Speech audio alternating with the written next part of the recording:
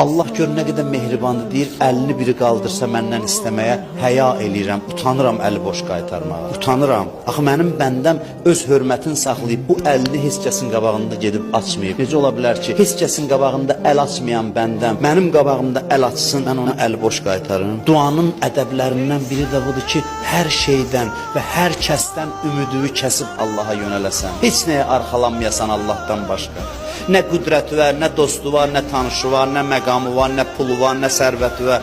Hər şeydən ümidsiz olasan. Həzrəti Yusufu quyuya atanda qardaşları Həzrəti Yusufun dodağında təbəssüm görürlər. Görürlər Yusuf gülür. Deyirlər Yusuf niyə gülürsən, biz səni quyuya atırıq. Deyir bir zaman sizə baxırdım, deyirdim ki mənim bu qədər neçə dənə qardaşım var. Bu qədər qardaşım ola kim mənə ziyan toxundura bilər. Allahın işinə bax ki, indi sizin əlinizlə quyunun dibinə düşürəm. Allahdan başqa heç kəsə insan gərək söykənməsin, arxalanmasın.